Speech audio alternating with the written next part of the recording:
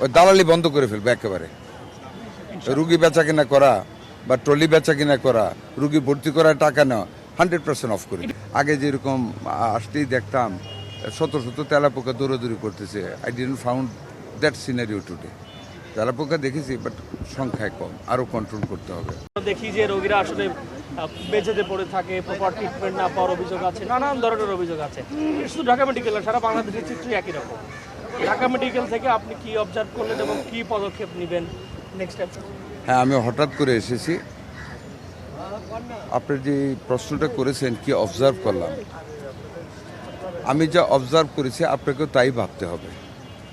আমাদের জনসংখ্যার তুলনায় আমাদের facilities givable to the people poor, আমাদের আরও অনেক বেশি অ্যাকোমোডেশনের দরকার, আরও অনেক বেশি ডাক্তারের দরকার।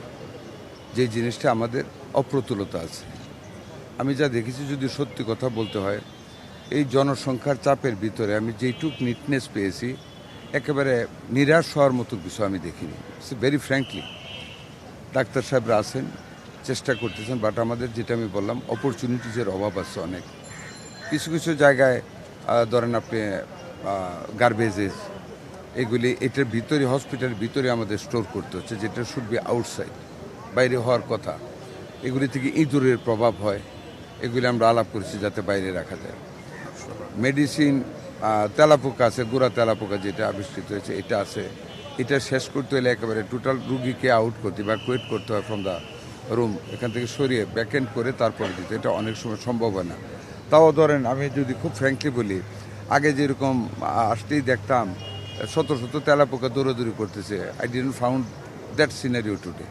তেলাপোকা দেখেছি বাট সংখ্যায় কম, আরও কন্ট্রোল করতে হবে। মেডিসিন সব পাচ্ছে না রুগীরা, এটা একটা কমপ্লেন আছে। সেটা মেডিসিন হয়তো অনেক সময় সাপ্লাই প্রবলেম হয়ে যায়, সেটা আলাপ করেছি আরও যাতে রিপিট করা যায়। ওটিগুলি, একটা ওটি ধরেন আপনি, আমি দেখেছি এখানে, ফ্যান্টাস্টিক্যালি বিউটিফুল, অনেক সুন্দর। এটা একজন প্রাইভেট লোক করে দিয়েছে, ডোনেট করেছে। You can compare with any overseas OT, but অন্য ওটিগুলির অবস্থা আমাদের তো উন্নত মানের না। ওটিগুলিকে রিনোভেট করতে হবে। মানুষ যাতে ওটিতে ঢুকে মনটা ভালো থাকে পেশেন্টের, ওই স্ট্যান্ডার্ডে আমাদের নিয়ে যেতে হবে। এই কাজগুলি আমাদের করতে হবে, পরিচ্ছন্নতার কাজ বৃদ্ধি করতে হবে, আর অ্যাকোমোডেশন বৃদ্ধি করতে হবে। এখানে আমাদের ধরেন ডেইলি 1500 রুগী না স্যার, আমাদের 4000 রুগী ভর্তি থাকে সাপোর্ট দিতে, ডেইলি 1500 রুগী এক্সট্রা থাকতে হয়। অনেক সময় রুগী একই বেডে 2-3 রুগী দিতে হয়। আসলে আমাদের আসলে মানে ফেসিলিটিজের তুলনায় রুগীর সংখ্যা অনেক বেশি। রুগীর প্রপোর্শন যদি ডাক্তারের সাথে করেন, ডাক্তারের সংখ্যা কম। ওটি আছে ডেলি, দিন রাতেও অনেক সময় ওটি, যেমন ওটিতে আমাকে বলে অ্যানেস্থেসিস্ট কম, তার সাপোর্টিং বয়েজ মানে আদার 4th গ্রেডের কর্মচারী কম, স্টাফ কম, সার্ভিস দিতে পারে না, তার ভিতরে ম্যানেজ করে যাচ্ছেন। আমি প্রায় ইমার্জেন্সিগুলি দেখেছি, অনেকগুলি ওটি দেখেছি। ওটি যেইভাবে ওটি স্ট্রাকচার আছে সেই তুলনায় ওটি পরিষ্কার আছে, বাট ওটির যে স্ট্যান্ডার্ড হওয়ার কথা সেই স্ট্যান্ডার্ডের ওটি আমাদেরগুলি না। একটা মাত্র ওটি আছে যেটা ইন্টারন্যাশনালি ইউ ক্যান কম্পেয়ার, যেটা আমি বললাম একজন প্রাইভেট লোক করে দিয়েছে, এটা আমি সেন্সে নিয়ে গেলাম। আমরা চেষ্টা করবো ওটিগুলিকে ওইভাবে রূপান্তরিত করার, যাতে করে রুগীরা উঠিতে গেলে মনটা ভালো হয়ে যায়, যেন একটা ভালো জায়গায় আছি। এই কাজগুলি আমাদের করতে হবে। পরিচ্ছন্নতার দিকে এখন আই এম নট ফ্রাস্ট্রেটেড যে একেবারে মেডিকেল শেষ, এটা আমি যদি বলি এটা আমার মিথ্যা কথা বলা হবে। আছে, বাট আমাদের অপ্রতুলতা আছে, আমাদের সাপোর্টিংয়ের অভাব আছে, ম্যান পাওয়ার কম আছে, অ্যাকোমোডেশন ফেসিলিটিস কম আছে। আর কিছু কিছু জায়গায় যেমন লন্ড্রি ওয়াশিং, নিজস্ব কোনো প্ল্যান্ট নেই। আমি কাপড়গুলি দেখেছি যে যাকে দেওয়া হয়েছে নিম্নমানের ওয়াশ, কাঁচা কাঁচা ময়লা রয়ে গেছে, বাট একটু গরম আয়রন করে দিয়ে দিয়েছে। এটা আমি কাকে ব্লেম করবো? আমাদের তো নিজস্ব প্ল্যান্ট নেই। তবে আমি ডিরেক্টর সাহেবকে বলেছি কন্ট্রাক্টরকে ডেকে তাকে বিল কাটার জন্য এবং থ্রেড করার জন্য, যাতে ভালোভাবে ওগুলো আসে আর কি। খাবার দাবারের কথা আমি জিজ্ঞেস করেছি পেশেন্টদের। সকালবেলা রুটি দেওয়া হয়, ডিম দেওয়া হয়, দুধ দেওয়া হয়, দুপুরে মাছ বা মাংস দেওয়া হয়। অনেকে ধরুন মেডিকেলে খাবার খায় না, একজন রুগী বলছে অনেকে খায়, আমি খাই না, আমি রোজা রাখি, সেহরি খাই। বাট একেবারে পচা রদা এরকম কোনো কথা শুনি নাই। আমি অনেকগুলো অর্ডার দিয়েছি, আবার ইনশাল্লাহ আসবো। আশা করি আপনারাও সহযোগিতা করবেন। আরেকটা প্রবলেম দেখেন, দেশের এইসব অবস্থার উন্নতি করতে হলে আমাদেরকে কিছু ডিসিপ্লিন মানতে হবে। এই যে রুগীদের অ্যাটেন্ডেন্স সারাদিন আসতে থাকে 24 আওয়ার্স, নো কন্ট্রোল। এখন প্রত্যেকটা লোক যদি আসে পায়ের সাথে ময়লা আসে, অনেক সময় অনেকে থুতু ফেলে দেয়, বিভিন্নভাবে কিন্তু নোংরামি হয়। আমি ওনাকে বলেছি to bring it under strict law, একটা টাইম করে দেওয়া যে এর আগে কেউ ঢুকতে পারবে না, এতক্ষণের পরে কেউ থাকতে পারবে না।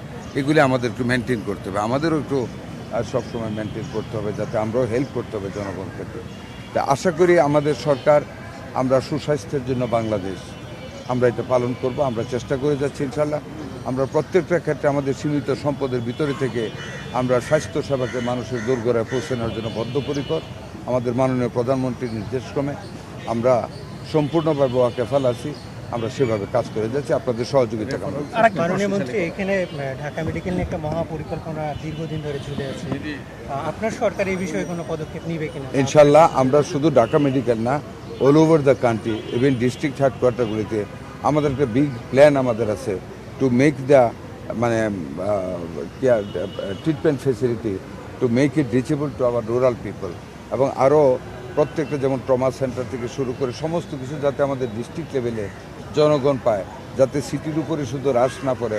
আমাদের প্ল্যান আছে, আমরা তো মাত্র ধরুন 12-13 দিন বলো, একটু সময় দেন, আমরা চেষ্টা ঢাকা করব। মেডিকেলের ওই বিশেষ যে প্ল্যান আছে এটা নিয়ে আপনারা চিন্তা করছেন কিনা? আমাদের এগুলি আসতেছে পর্যায়ক্রমে আসতেছে। ওয়াকিফল না এখন। আচ্ছা, একটা প্রশ্ন সেটি হলো ঢাকা মেডিকেলের দালালদের দৌরাত্মের যে অভিযোগ, এটা খুবই পুরনো। আওয়ামী লীগের আমলে দেখেছি আমরা, বিভিন্ন সময় অভিযান হয়েছে, তত্ত্বাবধায়ক লাস্ট ইন্টারিমের আমলেও হয়েছে। কি ধরনের দালাল বলেন? এখানে রোগী ভাগিয়ে নিয়ে যাওয়া, রোগীদের কাছ থেকে প্রতারণা করা, নানান রকম অভিযোগ। আমাদের নলেজ আছে হ্যাঁ, এগুলো এটাতে। আমরা কি করতে যাচ্ছি আমি আপনাকে ওপেনলি বলবো না, বাট আমরা কিছু করতে যাচ্ছি, আচ্ছা, আমরা কিছু করতে যাচ্ছি যেটা একটু তার দালাল উল্লেখ করে বলেন তাহলে সুবিধা হবে। আমি পাইনি এখনো দালাল, তো আমি তো দেখিনি, আপনার কাছে শুনলাম। আমরা শুনেছি আমরা দালাল বা ট্রলি বিক্রি করা যে কাজগুলো, যেমন ওই দিন পঙ্গুতে হয়েছে, হ্যাঁ একটা অফিস অর্ডার হয়েছে, আমরা এগুলি কঠোর হস্তে দমন করবো। আমরা এই যে আজকে আসলাম, আরও দেখবেন আসবো আমরা ইনশাল্লাহ, এগুলি দমন করে ফেলবো, ওই দালালি বন্ধ করে ফেলবো একেবারে। রুগী বেচা কিনা করা বা ট্রলি বেচা কিনা করা, রুগী ভর্তি করা, টাকা নেওয়া 100% অফ করে এটা দিবো। শুধু ঢাকা মেডিকেল না, ধরেন সব জায়গায় বললাম তো সবচেয়ে আমি বড় আপনাকে। অভিযোগ আসে পঙ্গু থেকে বা ওই আমি এলাকা তো, থেকে। আপনি তো বললেন, আমি জানি এটা। আমরা ওয়াকেফাল, আমরা এটাকে ক্লোজ ডাউন করবো, একেবারে সিমেন্টেড করবো ইনশাল্লাহ।